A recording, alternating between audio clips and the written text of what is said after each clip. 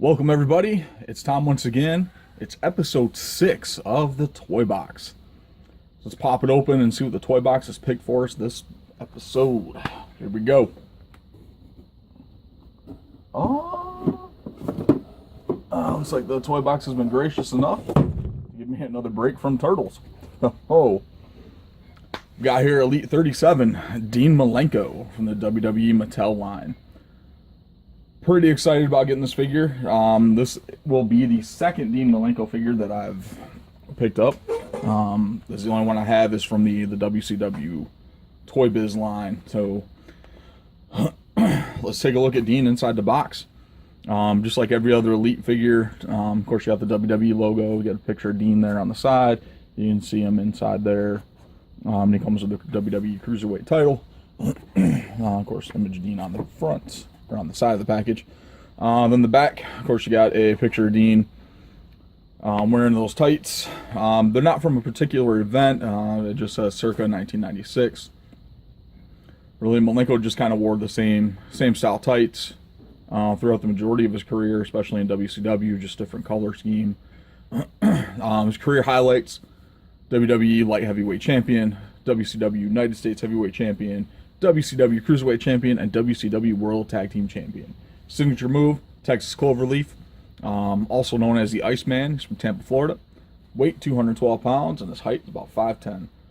There you see at the bottom two of the other figures available in the series. You got The Miz, Brock Lesnar, Stephanie McMahon, which we've took a look at in episode 5. So, or not 5, episode 4. Sorry, this is episode 6. We got John Cena and, of course, Seth Rollins. So, all right, so we're going to pop the Iceman out of the box and take a closer look at the man of 1,000 holds. Get in on all the sounds and action of the WCW with the Electronic Nitro Wrestling Arena. You activate the sound. Hear the call of the Wolfpack as Kevin Nash struts up the runway. Launch Macho Man from the top turnbuckle. Hit the ropes and hear the action as you fire Goldberg across the ring. It sounds just like I'm at a match. Lower in Sting from the rafters. Hear the count as you pin your opponent. This is no ordinary ring. It's the best WCW wrestling ring ever. Who's next? The new WCW Electronic Nitro Wrestling Arena. Figures sold separately. Batteries not included. All right, so now we got Malenko out of the package. You can take a closer look at the figure, the paint application, the articulation, all that fun stuff. But first off, let's take a look at his pack and accessory, which is, of course, the WWE Cruiserweight Championship. We do get the Cruiserweight title, the WWE version, mainly because WWE does not own the licensing rights for the WCW title belts. Those, in fact, are owned by the original creator, from what I have read during my research. So, there you go. Pretty cool. It's essentially the same belt that comes with the flashback Rey Mysterio, if you've gotten that one, the WCW attired one. Malenko himself is actually pretty cool. It's a really great sculpt, really dead on. Really captures that, there's that non-emotional look that he has when he's in the ring. He's that focus, that intensity that Malenko was known for. Really great technical wrestler. One of my favorites to watch in WCW throughout the 90s. And, his brief stint in WWE with the Radicals. So, which I think he didn't reach his full potential in WWE. That believe that his WCW career was much better than his WWE career. Of course, you see the back. You got his vest says Malenko, and then his tights say 1,000. He is still the man of 1,000 holds.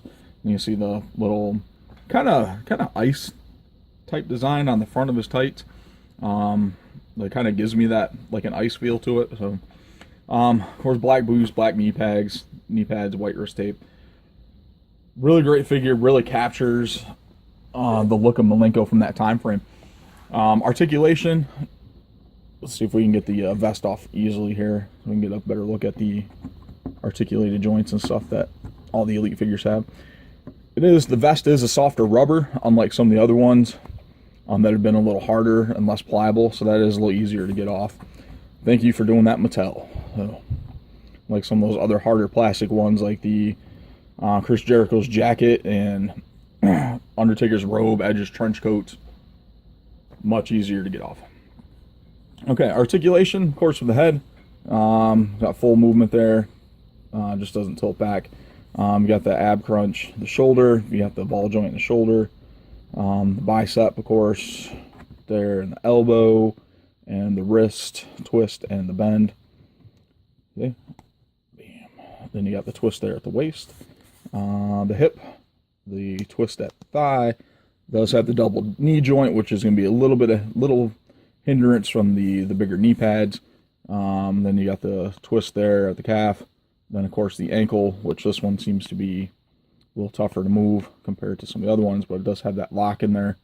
I don't know if you can hear that. It was making a clicking noise, so it does have the ankle lock joint on there, so it won't fall over as easily, or the joints won't be as loose. So pretty cool figure. Like I said in the opening, I do have the only other figure I have is WCW Toy Biz figure, which came with the Four Horsemen box set. So we will actually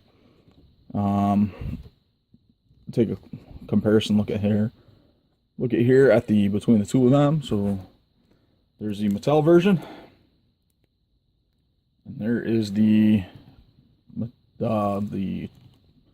WCW Toy Biz version. So yeah, so back in the 90s, that was considered a pretty awesome sculpt.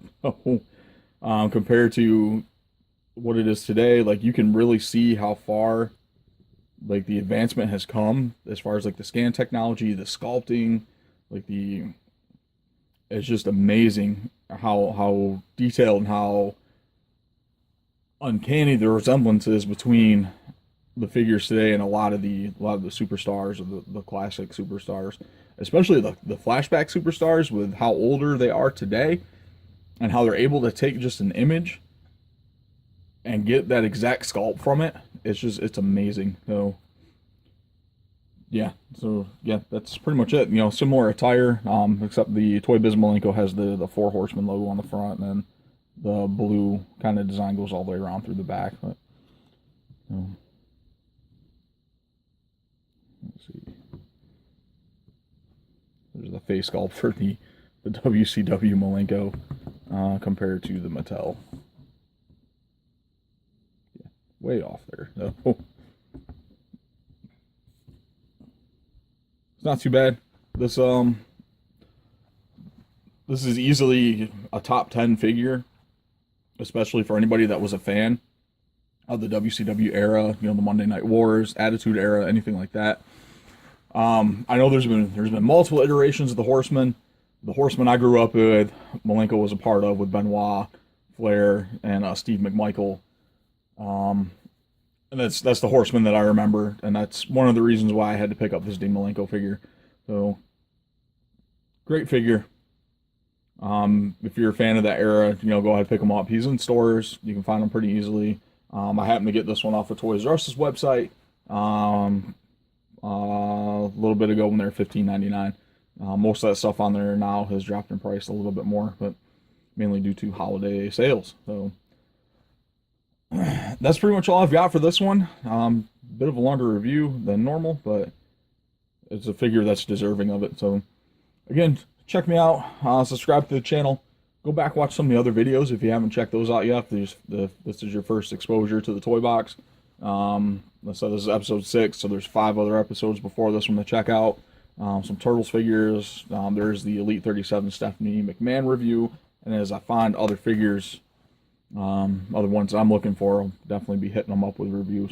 I do have some other reviews coming. We got some Turtle stuff, got some other things dropping down the pipe, so stay tuned, and I'll catch you guys in the next episode.